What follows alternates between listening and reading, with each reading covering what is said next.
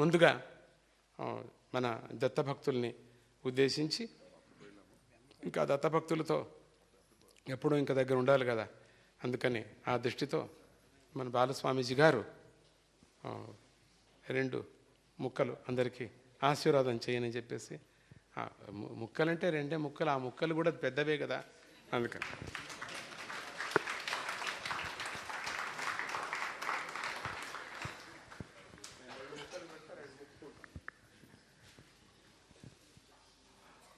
జై గురుదత్త.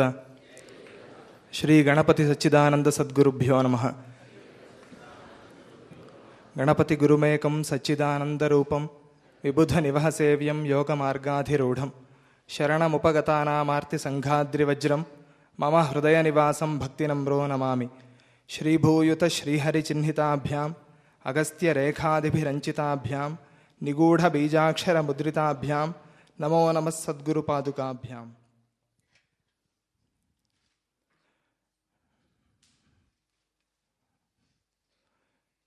ఒక మహానుభావుడు యతివరేణ్యుడు చెప్పినట్టుగా కాలమంతా కూడా పరమాత్మ స్వరూపమే. కానీ ఆ కాలంలో కొన్ని పర్వాల్ని మనం గుర్తిస్తూ ఉంటాం.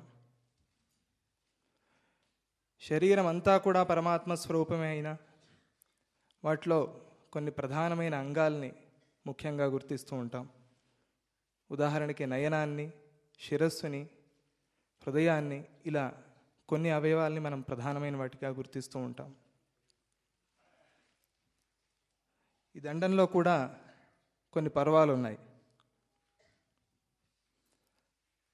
కాలంలో పర్వాలంటే శివరాత్రి, నవరాత్రి, రామనవమి, దత్త జయంతి, మన సద్గురుదేవుల జన్మదినోత్సవాలు, ఇలా కొన్ని పర్వల్ని గుర్తించి మనం ఆ రోజుల్లో విశేషంగా దైవారాధన, భగవదారాధన చేస్తూ ఉంటాం. అటువంటి పర్వల్లో ఒక అపురూపమైన పర్వ, ఈ జీవిని తరించటానికి స్వామీజీ అనుగ్రహించిన పర్వ నిన్నటి రోజు.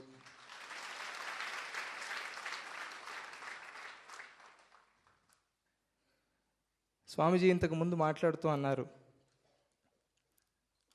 నాకు 3 ముఖాలున్నాయి అని. కానీ స్వామీజీలో నేను పంచముఖాలని చూస్తున్నాను.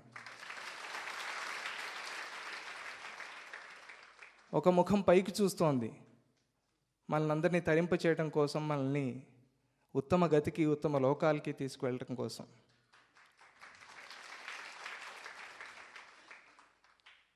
అటువంటి ఆత్మజ్ఞాన సిద్ధి సాధన విజయ యాత్రలో నన్ను నడిపించడం కోసం, నాకు సారథిగా ఉండి నా ద్వారా ఏవో కొన్ని చిన్న పనులు చేయించాలని స్వామీజీ సంకల్పించారు. సంకల్పం స్వామీజీదే, శక్తి స్వామీజీదే, నాకు కలిగే శక్తి కూడా స్వామీజీదే. అలా శక్తి కలిగించి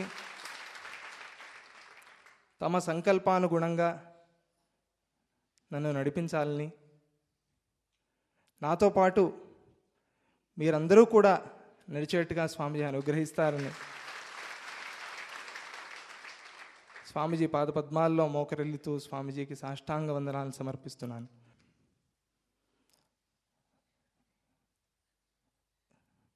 కొన్ని సందర్భాల్లో మాట్లాడటం కూడా చాలా కష్టం అవుతుంది. ఆ సందర్భమే నేను ఇప్పుడు ఎదుర్కొంటున్నాను. స్వామీజీ వారి ముందు అంతకన్నా ఎక్కువ మాట్లాడే ప్రమేయం కూడా లేదు. చెప్పవలసిందంతా స్వామీజీనే చెప్పారు. స్వామీజీ కొద్దిగా చెప్పినా కూడా చాలా సుస్పష్టంగా అర్థమవుతుంది మనకి.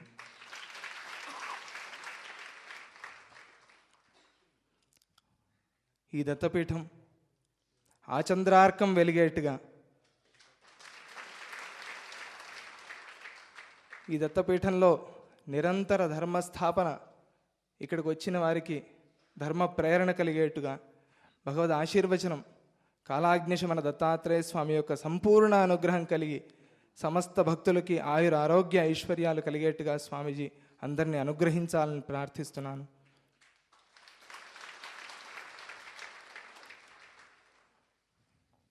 ఆ ప్రార్థనతో ఇంకా ఈ కార్యక్రమాన్ని ముగిస్తూ జయ గురుదత్త.